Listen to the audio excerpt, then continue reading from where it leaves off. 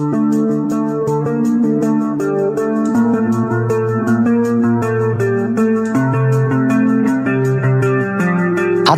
গুঞ্জন ও লুকোচুরির অবশেষে আড়াল ভেঙে বেরিয়ে এলো ঢালিউডের কুইন অপু বিশ্বাস।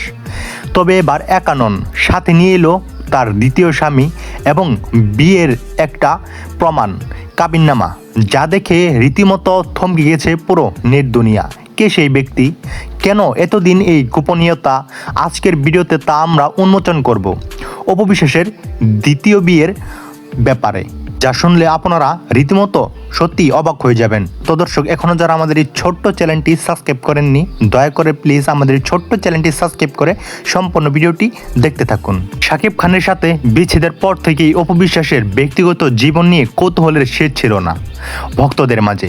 মাঝখানে শাকিব ও অপুর পুনরায় এক হওয়ার খবর উচ্চার হলেও পর্দার আড়ালে অন্য কিছু ঘটেছিল। নেটিজেনরা অনেকদিন ধরেই সন্দেহ করছিল যে অপু বিশ্বাসের নতুন করে জীবন শুরু করেছেন।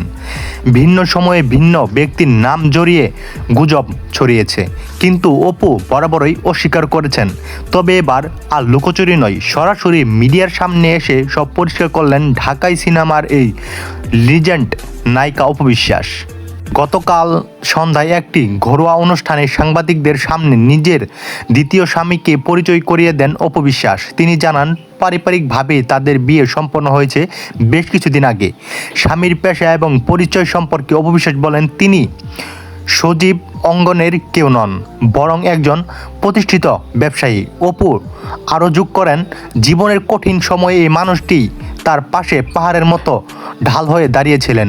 একসময় সাংবাদিকের প্রশ্নের জবাবে অপু বিশ্বাস নিজের বিয়ের কাবিননামাটিও প্রদর্শন করে, যা মুহূর্তেই সোশ্যাল মিডিয়ায় আগুন ধরে যায়। ভক্তদের মনে বড় প্রশ্ন ছিল ছেলে জয়কে নিয়ে।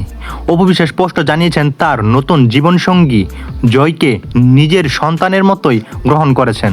জয়ও তাকে বেশ পছন্দ করেন। অপু বলেন, আমি চেয়েছিলাম জয় একজন অভিভাবক পাক, যে তার সঠিক দিশা দেখাবে। এদিকে অপুর এই সাহসী সিদ্ধান্তে সজীব অঙ্গনের কর্মীরাও তাকে শুভেচ্ছা জানাচ্ছেন, যদিও শাকিব খানের পক্ষ থেকে এখনও কোনো আনুষ্ঠানিক প্রক্রিয়া পাওয়া যায়নি। লুকোচুরি কাটিয়ে নতুন জীবনে পা রাখার অপু বিশ্বাসের জন্য রইল দোয়া ও শুভকামনা। আপনারা কি বলেন, অপুর এই কাজটি কি ঠিক হয়েছে নাকি না? এই বিয়েটি কি তার বাস্তবতা কেরিয়ারে ইতিবাচক প্রভাব ফেলবে? কমেন্টে তা অবশ্যই জানিয়ে দিবেন।